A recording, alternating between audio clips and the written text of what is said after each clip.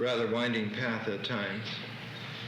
And after tonight, there are 4 more lectures in this series, 4 more lectures in this year exploration of the United States.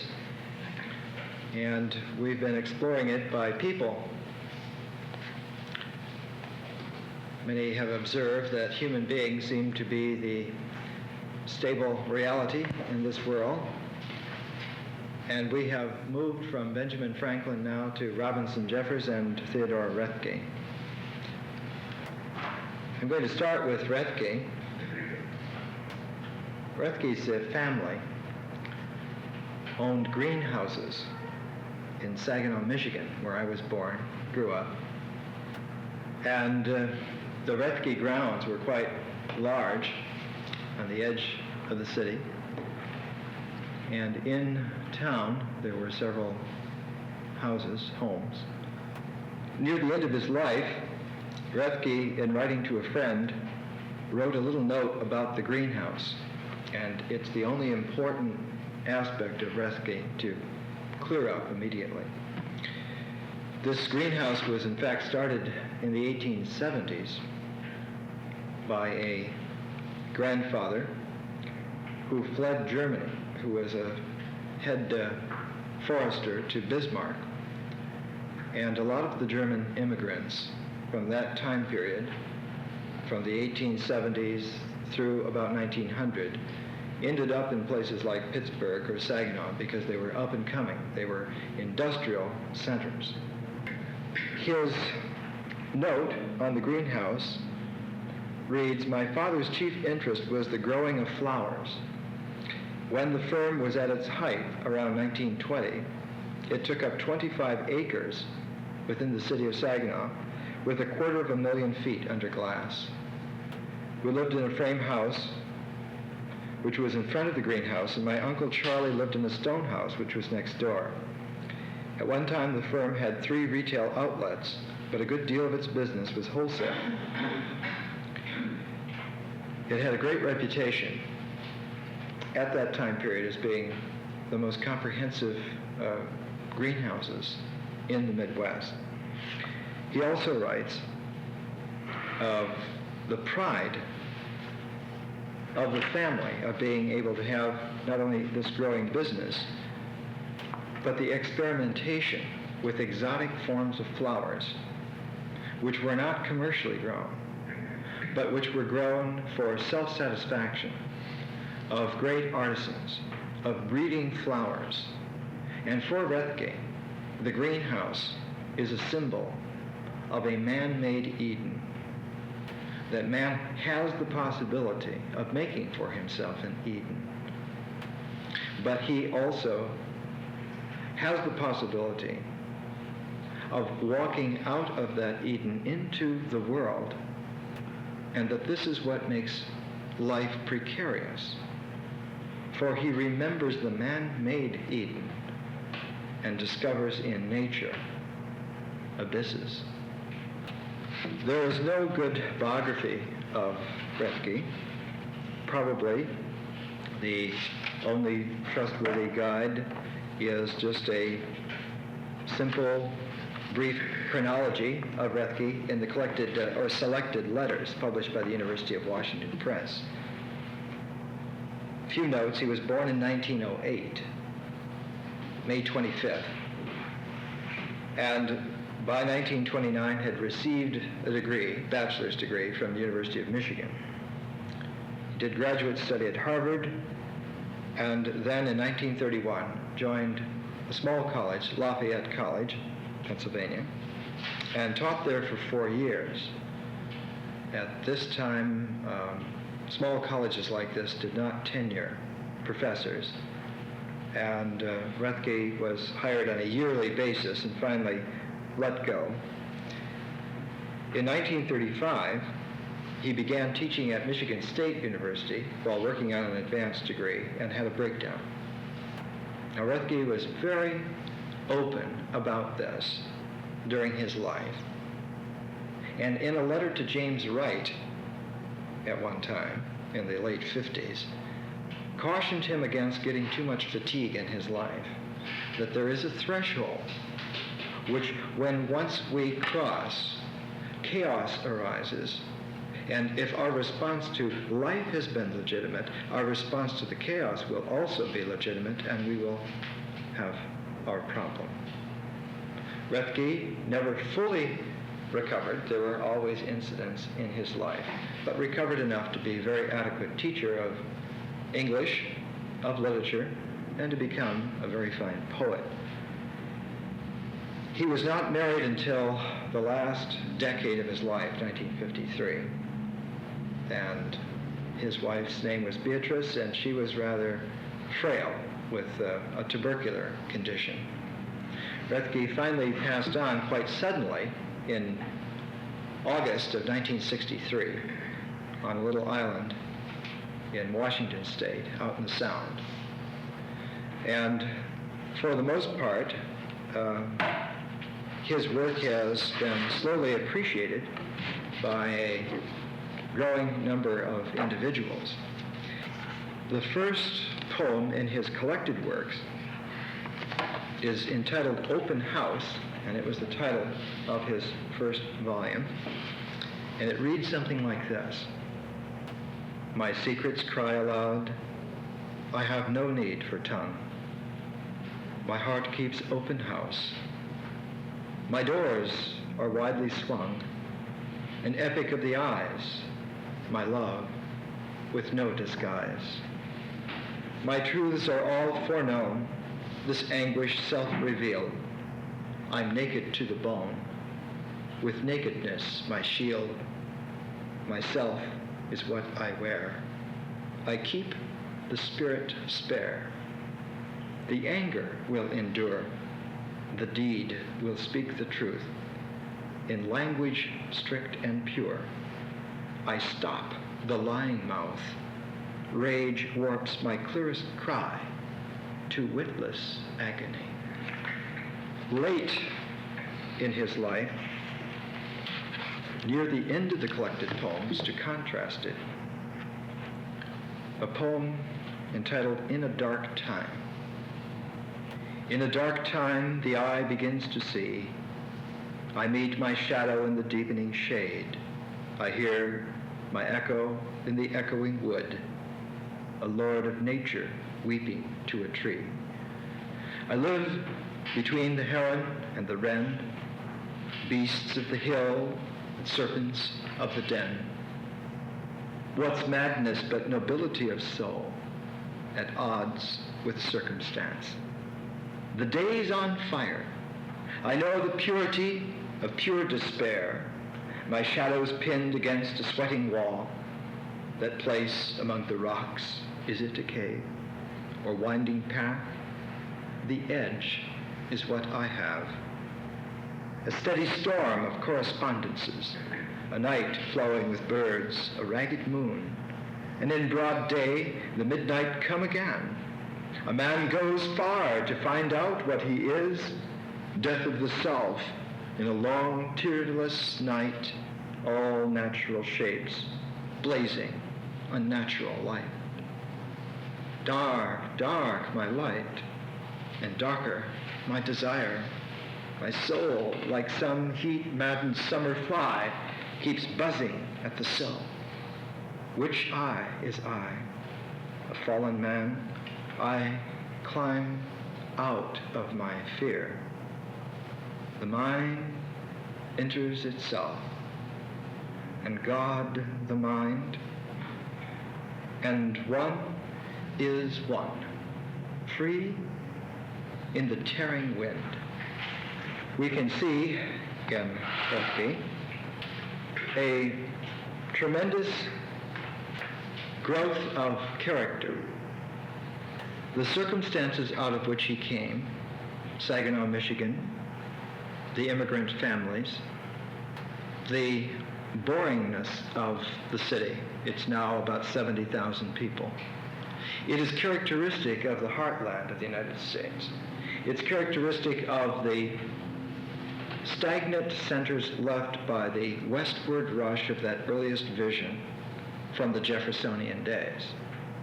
That vision which swept over the land, illuminating it, giving it the fire of intentions of founding great families, of founding new possibilities for man, developing communities, and all of this raging vision rushing westward to at last stumble here in California, or in Oregon, or in Washington, and now daydream about Asia. But in the early part of the 20th century, all of these pools were left with no vision, and the psyche grew stagnant in these places. When I was born in Saginaw, it was on its decline, had about 120,000 people, and now it has about 70, slowly declining, everything going downhill. The tone in a place like this is one which Roethke is trying to work with, and he is indicative of that American experience that we have had in the 20th century, for many, of finding the vacuity of our lives, the dark, unconscious underside of a vision which has passed by. This hauntingness comes through in Roethke's life. He writes to a friend, Dorothy Gordon, "I'll be quite shameless and tell you something about me. For one thing, I'm not the delicate fellow. My verse would lead you to think I'm 6'2". I weigh 210. Blonde with gray-green eyes. Oh God, this sounds like an answer to a Lonely Hearts column. My excuse is that I'm drinking some of the worst whiskey in America right now, some rye from the remote fastnesses of New Jersey. I've been trying to go on the wagon of late, and I'm succeeding pretty well. But forgive all this. I'd love to see your room. I've never had a nice room. I've always lived in complete disorder, even at home, with books and papers strewn all over. I'm writing now from my room in the freshman dormitory. It's a corner room on the ground floor. From one window you can look down at the town. From the other you can see a lawn, now covered with snow, and tennis courts surrounded by high bushes. It isn't unpleasant, but the room's a mess. There's a steel bookshelf, a bed, a chair filled with books, a dresser piled with books and papers, a desk covered with junk. A fur coat hangs on a molding in the wall. I can't get it in the closet. There are books on the window ledges. That's all there is. There aren't any pictures, any curtains, any rugs. This was in his 4th year as a professor at this college. The early childhood was fluorescent with life. Not just the imagery of flowers in the greenhouse, but the family knowledge of how to breed, how to work with the genetics and produce beautiful flowers. These were prizes that were not sold. They were family treasures. And this man, leaving that childhood into a room where there are no pictures, there are no rugs, there are no curtains, there are only the books. At the University of Washington, in the Roethke collection, there's a 8-foot section of Roethke's notebooks, most of it unpublished. It's a torrential outpouring of a man who wanted to be a poet. People ask him about his origins, poetic origins. He said, I have 3. I have the Bible, I have Mother Goose, and I have the prose of Thomas Traherne, a metaphysical writer, English, exquisite 17th century. In Traherne is a key to the personality of Theodore Roethke, because Traherne, almost unknown, never published, was discovered by accident in the 20th century, almost 300 years after he wrote.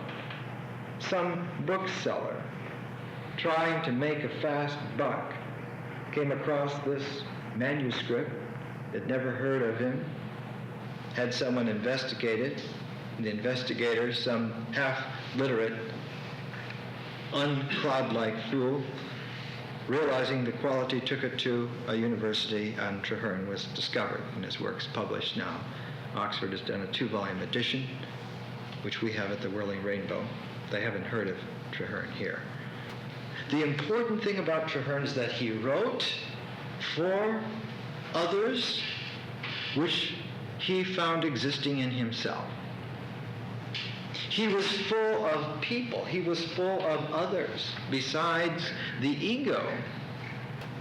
His soul, his spirit, was inhabited by a multitude, and so he wrote in order to express to all of him what needed to be said. And Roethke is this kind of a writer. He is also a barometer of what has happened to the American psyche in the 20th century. That the great vision of the individual, with Benjamin Franklin, of being able to unfold himself in terms of the world, in terms of nature, now can unfold himself in terms of himself, to himself. And this is insufficient. And so what comes out is a muffled cry, an almost desperate childlike longing to have someone else who's not in oneself appreciate. He writes,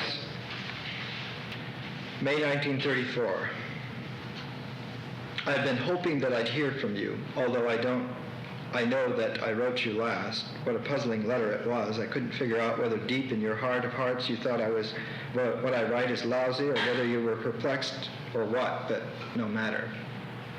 This he's writing to his British agent, Dorothy. I've been doing a lot of silly things just to keep from starving. Publicity, among other things, and coaching the tennis team. You see, this job is not permanent, and I'm trying to make myself as useful as possible because there are hundreds of college teachers out of work. Lord, how tiresome this is, but here's one point. If I could only publish in several more places between now and next November, I might get a really decent permanent position. I would get time for something really important work. So if you could push some of that stuff, it would be a great help. Don't you think that this various light would go somewhere, and that piece, Exhortation? Has A.R. Orage seen the right piece? But here I'm violating your rule of no business in the body of a letter, so I'll put it in another paper. All through Roethke's life is the reaching out for others, but a reaching out in the sense of a desperate need to fill oneself, of putting those others in oneself, to repopulate a dying breed. Because the multiplicity of cells in the American psyche in the 20th century are diseased. They're dying. It's not a family. It's a series of alternatives. And as elements of this series of alternatives die off, it leaves gaps. And a paranoid fear arises, cloud-like, from this, neurotic to the teeth, because in the gappedness, one senses a fearful lack.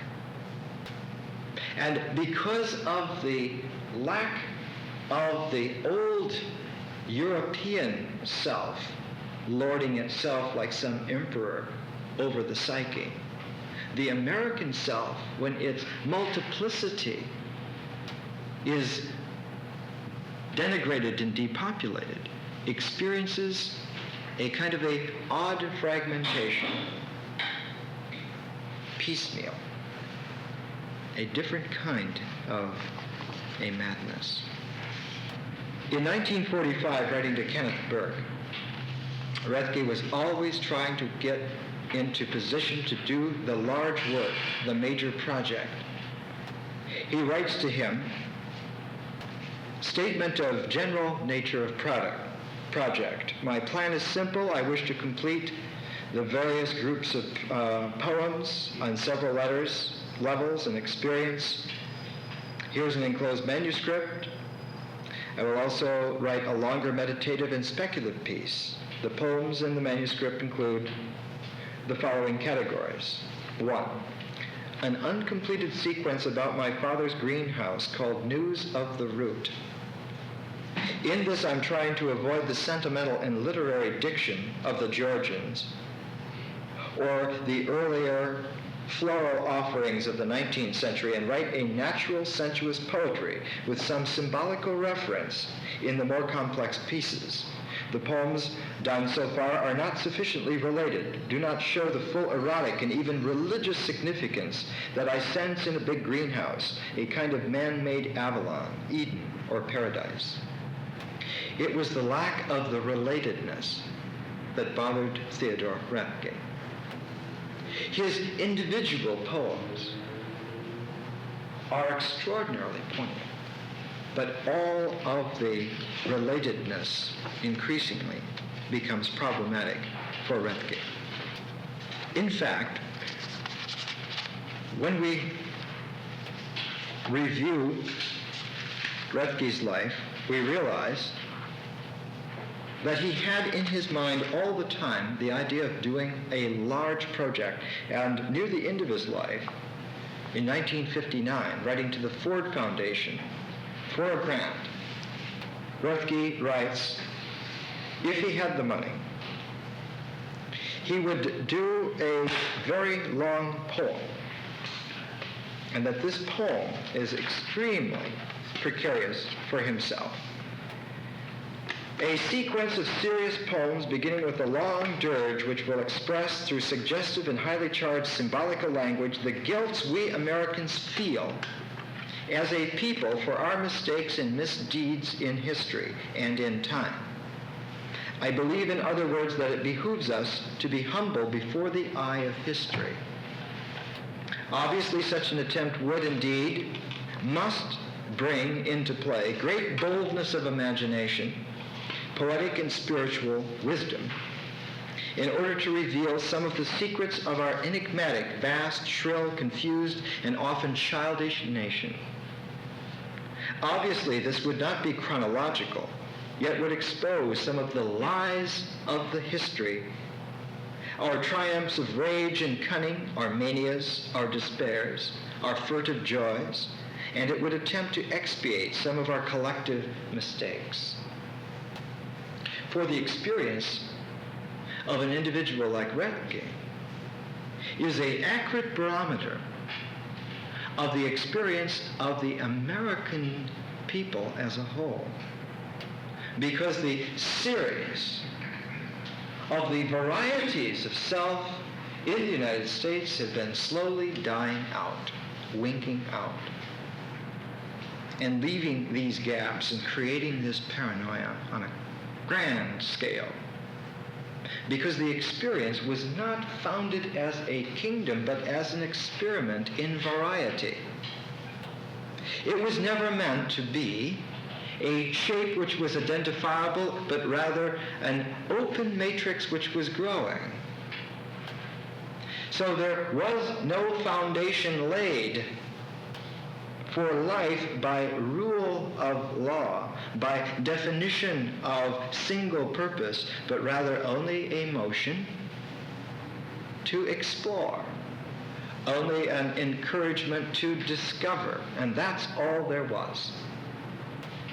It is a total delusion to think that the Constitution is any kind of a template for human beings. That is a delusion. For human beings live a life, and the quality and character of American life in the 20th century is approaching madness. Exactly the kind of madness which Roethke, detecting in himself again and again, that somehow at the beginning there was the gorgeousness of nature, where man was able to select the best and the cream of nature and prepare it for himself and his families individually, and somehow all of this now is in a past which cannot be found. For it was not there objectively, but only there in the human beings who lived it at the time. And those human beings have left a legacy only of the encouragement to discover and the freedom to step out and find. Whereas we have been deluded in thinking that what was left was a body of doctrines, some taproot of laws, and so the prolific madness, the scramble to find some legal basis for life, some court decision which will allow us to be free. How are you going to be free by a court decision? It's madness. Roethke, in his poetry, again and again explores this. An early poem called Night Crow. When I saw that clumsy crow flap from a wasted tree, a shape in the mind rose up. Over the gulfs of dream flew a tremendous bird, further and further away into a moonless black, deep in the brain, far back. Because as we have seen in our lectures on Pound and Eliot and Cummings and Stevens and Faulkner, that the American literary expressive medium was fluid enough to be able to express real spiritual vision, penetrating. Roethke has the language, but he has the nightmare also. A poem called The Manifestation. Many arrivals make us live. The tree becoming green, a bird tipping the topmost bough, a seed pushing itself beyond itself, the mole making its way through darkest ground, the worm, intrepid scholar of the soil. Do these analogies perplex?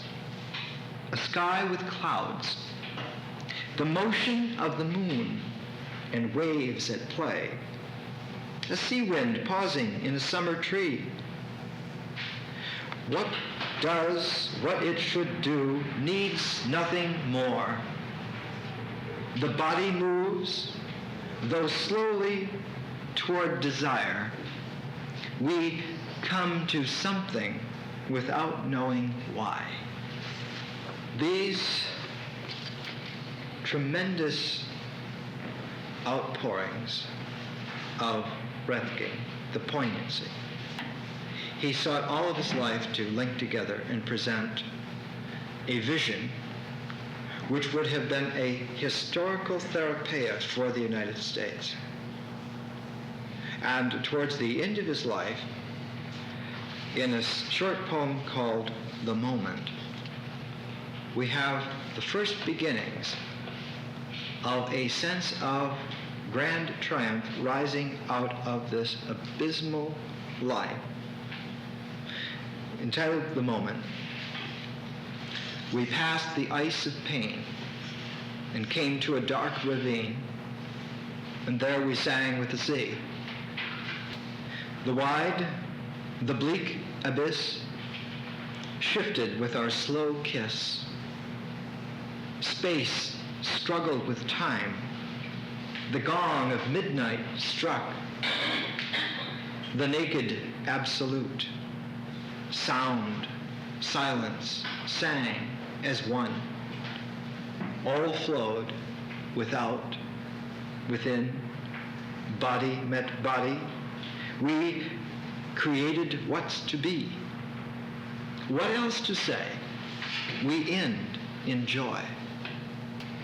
He was discovering not the euphoria of expectation, but the joy of life when it realizes that to discover itself continually is to be free. That there is nothing to be discovered. There is no object. There is no person. There is no final group. There is no ambition to be discovered that will make us free, but only to realize that by doing it we are. Roethke died at age 55, his large work never done. One volume of selections was made from the works, the notebooks, and we have it over at the Whirling Rainbow Library if you wish to view it. Let's take a break, and then we'll come back to Robinson Jeffers, who is, in the same time period, radically different.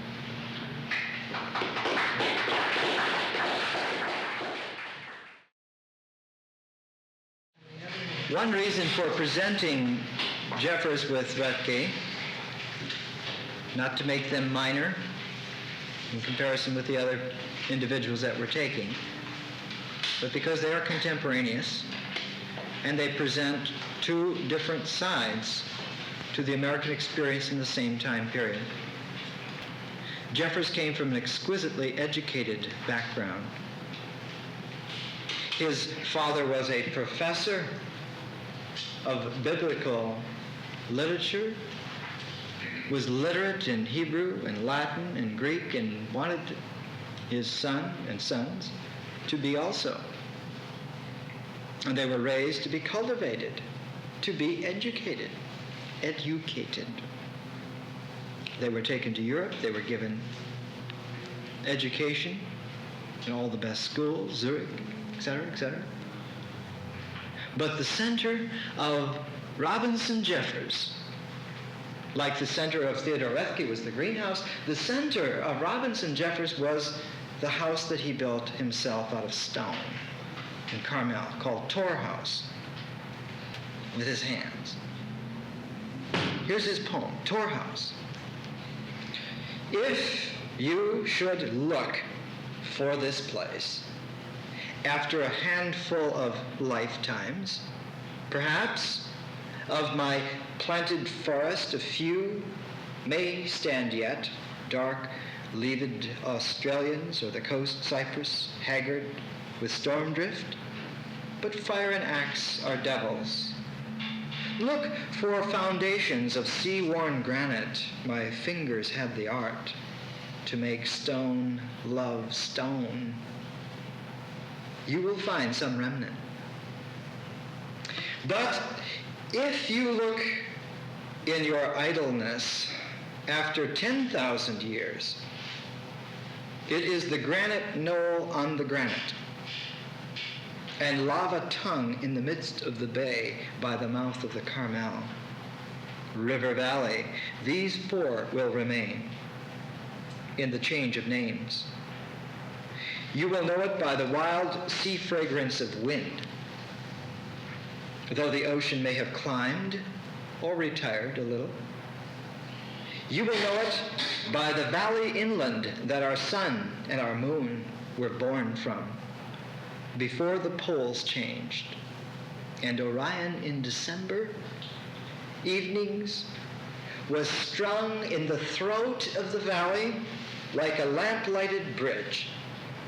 Come in the morning and you will see white gulls weaving a dance over blue water, a ghost walking by daylight, but whiter and whiter than any bird in the world.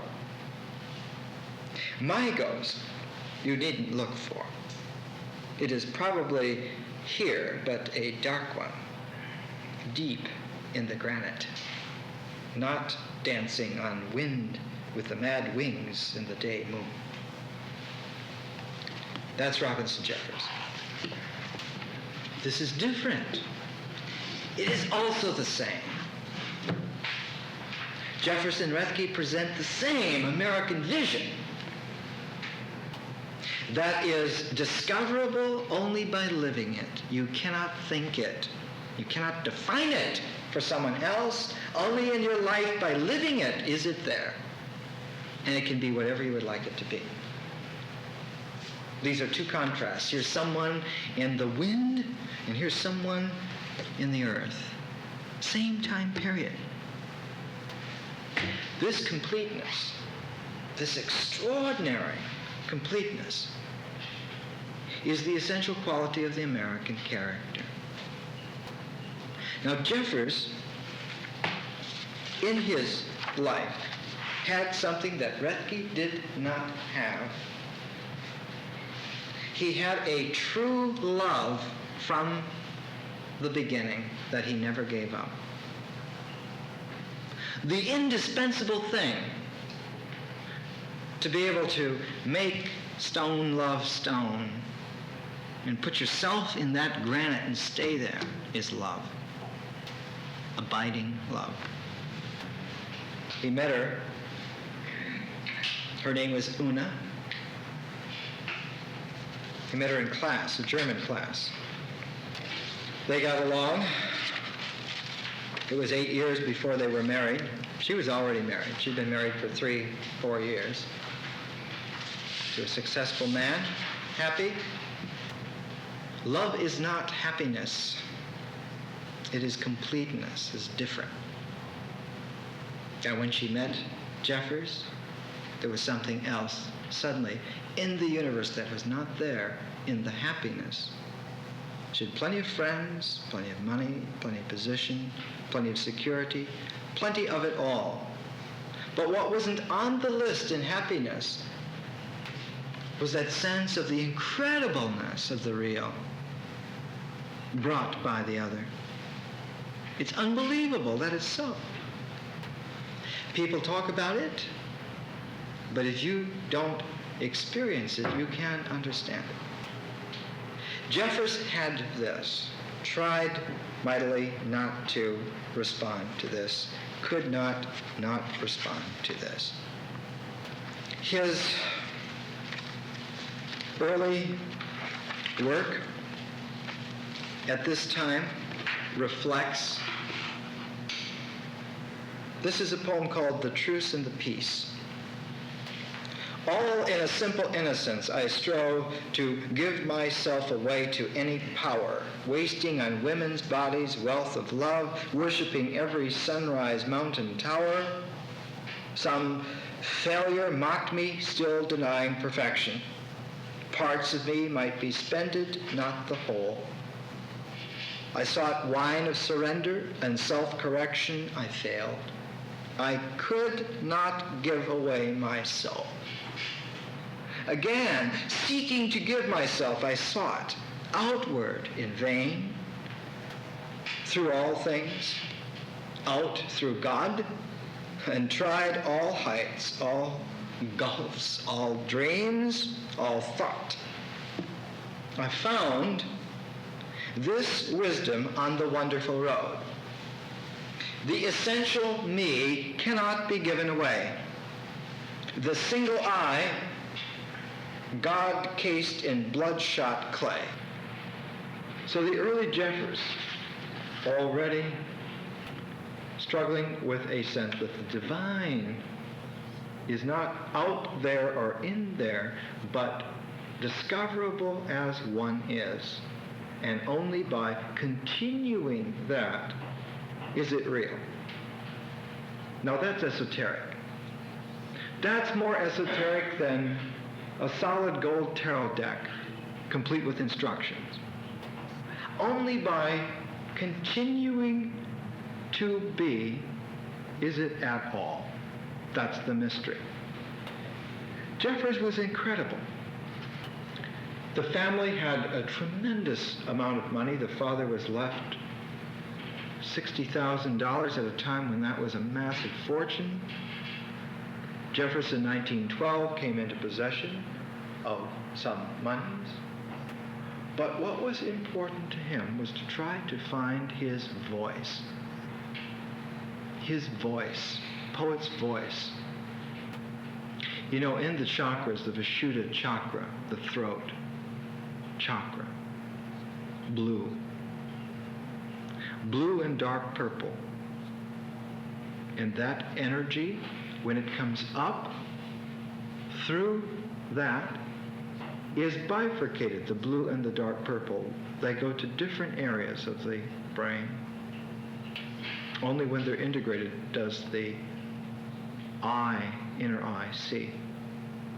But they have to be integrated here, where you say it. That's why the word is sacred, because if it isn't integrated here, it's going to come through bifurcated.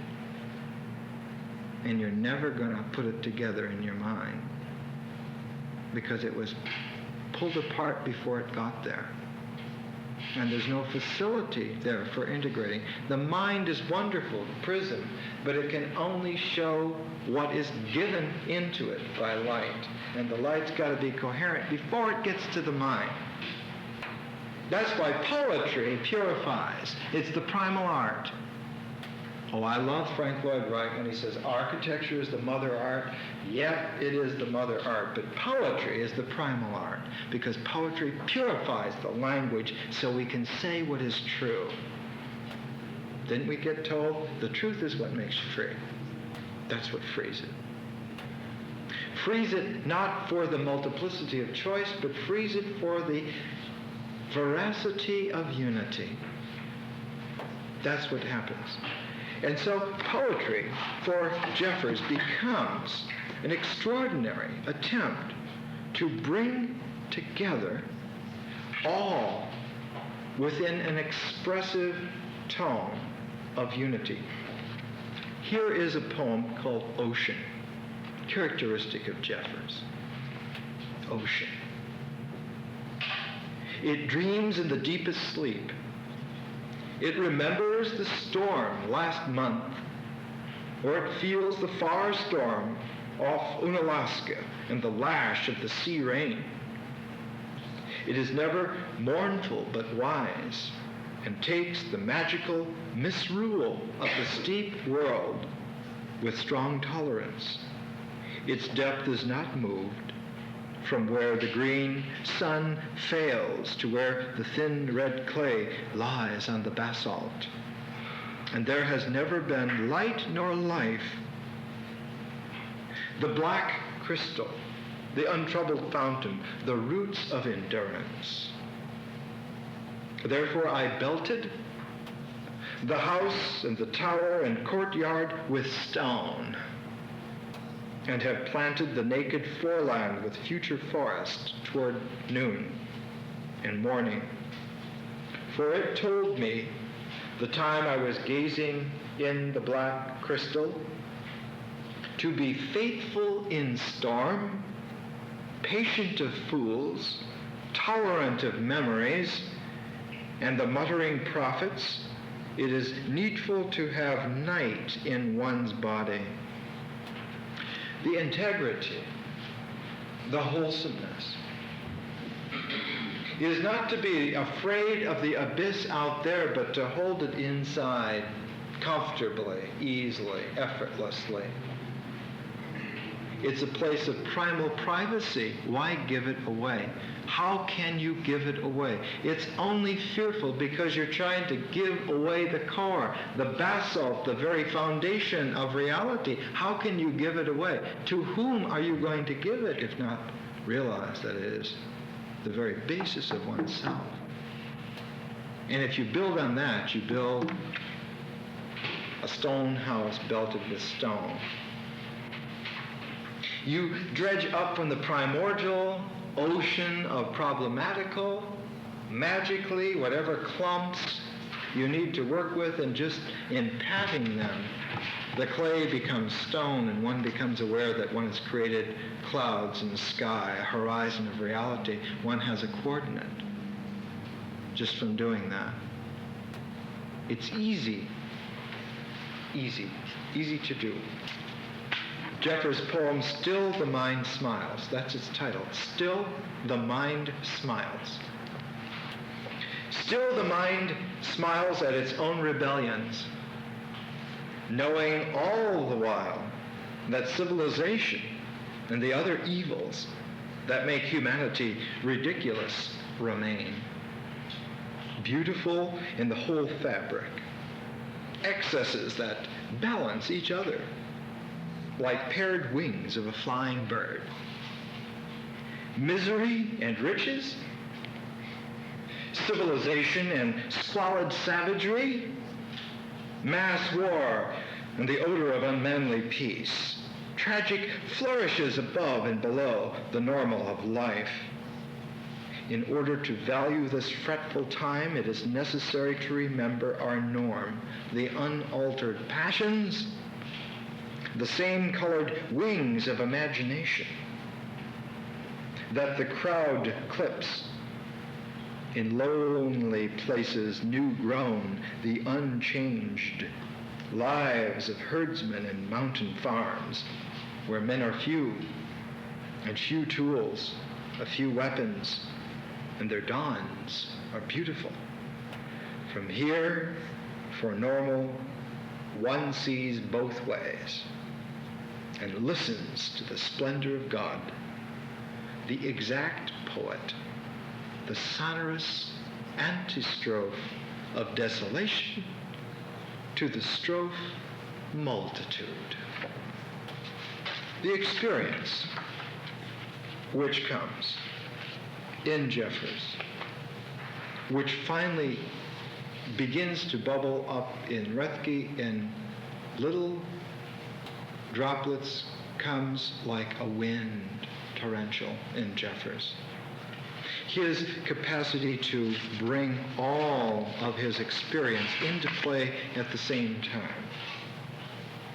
His work was unaccepted for a very long time. His first volume of poems, he published at his own expense, 500 copies. They sent him a big crate of 480 copies, which he put up in the attic. He tried to give 20 copies away, and people wouldn't even take those. It took 20 years before anyone read Robinson Jeffers. Una, all the time, supporting him, helping him, encouraging him. She loved the poetry of Yeats. She thought Yeats was the great poet, and Jeffers all the time, loving that woman, keeping his eye on Willie. He's going to write poetry that will win her away from Yeats someday. He will never give up. He will never give up. And she's saying through the years, you're getting better, you're getting better. And he's saying, damn right. Someday. And she, wonderfully glad for him when finally his poetry began to come out, began to sell. People began to notice him. Jeffers and Una made their own place, course, tour house. Una wrote of their first years in Carmel. So began our happy life in Carmel, full and overfull of joy from the first. For a long time we knew no one, but we were busy from morning till night anyway. Robin was writing poetry, his reputation yet to make. I was studying certain aspects of 18th century England and receiving from the State Library at Sacramento, through the little village library, priceless packages of old and rare books on my subject. There was housework and continual wood chopping to fill the maw of the great fireplace in our drafty cabin. We bought simple textbooks on flowers, shells, birds, and stars, and used them. We explored the village, street by street, followed the traces of the moccasin trail through the forest, and dreamed around the crumbling walls of the old mission. When we walked up from the shore at sunset, scarfs of smoke drifting up from hidden chimneys foretold our own happy supper and evening by the fire. It was pleasant to sniff the air and recognize the pungent scent of eucalyptus, the faint, somehow nostalgic quality of burning oak, the gunpowdery smell of driftwood, redwood like ripe apricots, and keener than all, the tonic resin of pitch pine. One dark night, the fire bell clanged wildly, and we stumbled down the canyon toward a blazing shed. Overhanging pine trees began to crackle. It seemed as if the whole forest would soon be on fire. Men ran to and fro. On top of the roof, a slender man with flashing black eyes fought the flames like a demon, our first sight of Bob Lydig battling his chosen foe. Timmy Clapp advanced into the circle looking very old with a tiny candle lantern in his hand. His wife is delayed to pack her bag, wary from many experiences with conflagrations in Constantinople. The big adventure of our first winter was a trip down the coast on the horse stage with Corbett Grimes, who carried the mail and occasional passengers 3 times a week. He picked us up at 7 in the morning at Ocean and San Carlos and set us down at Big Sur Post Office after dark. A long day, but not long enough. This was the first of 1,000 pilgrimages that we and later our twin sons with us have made down the coast and into the back country, where with books and maps and local gossip we have tried to piece together a fairly complete picture of this region. Its treasures of natural beauty and vivid human life have been inexhaustible. One of the strengths of America is its regional cosmicness. Finding everything in the region, in the area. Because when you know how to explore in the Benjamin Franklin way, anywhere you are in this country, seeing it in depth reveals it all. Because it's the same consistency all the way through, discoverable. That's the alchemical nature of the United States, is that it's discoverable. What is discoverable? Anything that you find is findable. It's the findableness of it. Its true esoteric is not some secret locked away, but the open secret that finding it continuously is always there. Big magics. That's the big magics. It's only for professional human beings who are real. It's not for children, not for adolescents, not for servants and slaves, not for people who need to be under the thumb and under the rule and under the law. It's for human beings who are ready to find whatever it is where they are. Then they're free. Then life is different. Then the big vision is no longer the one that is necessary. Then one can write a poem called The Bird with the Dark Plumes. The bird with the dark plumes in my blood, that never for one moment, however, I patched my truces, consented to make peace with the people. It is pitiful now to watch her pleasure in a breath of tempest, breaking the sad promise of spring. Are these that morose hawk's wings vaulting a mere mad swallow's, the snow-shed peak, the violent precipice? Poor outlaw that would not value their praise, do you prize their blame? Their liking, she said, was a long creance, but let them be kind enough to hate me that opens the sky. It is almost as foolish, my poor falcon, to want hatred as to want love, and harder to win. The openness, the completeness, is essential to discover, to go on. Life occurs only with its openness. And for Jeffers, in his poetry, this was a key.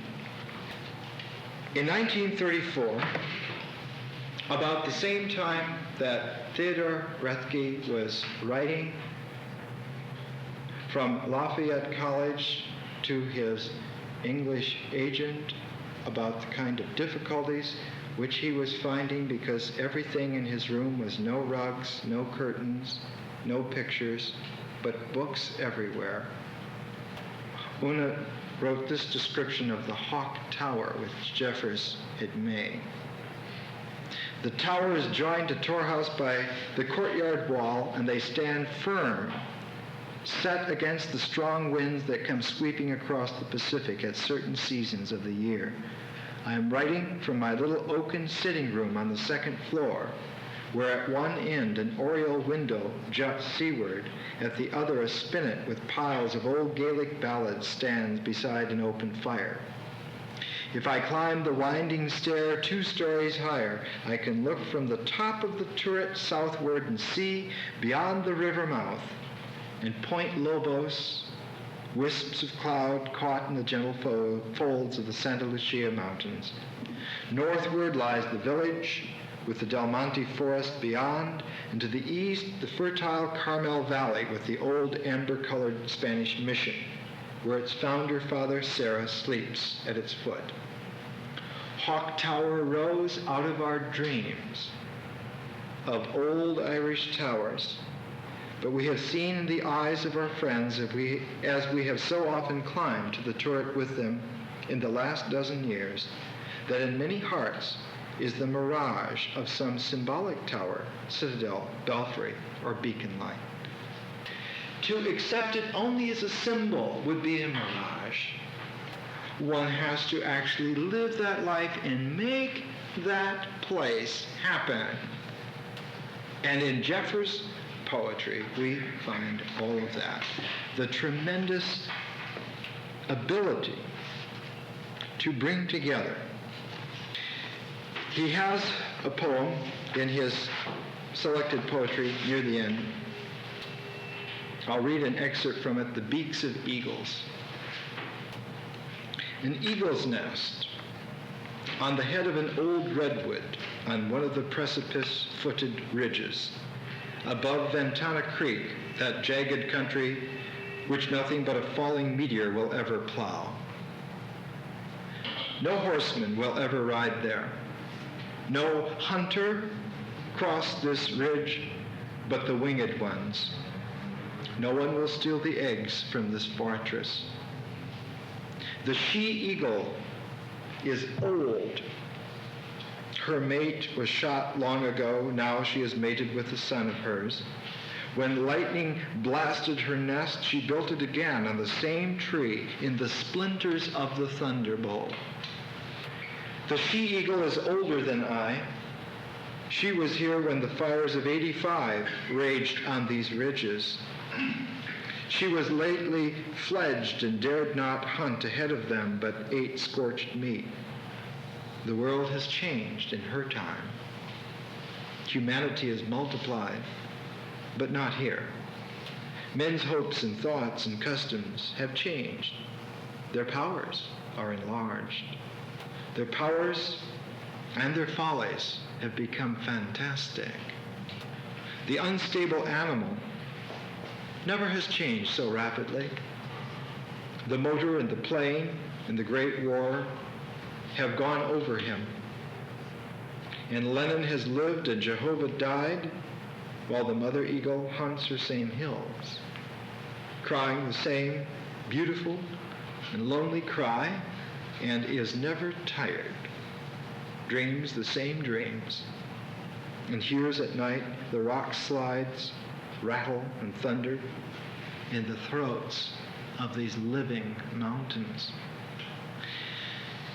It is good for man to try all changes, progress and corruption, powers, peace, and anguish, not to go down the dinosaur's way until all his capacities have been explored.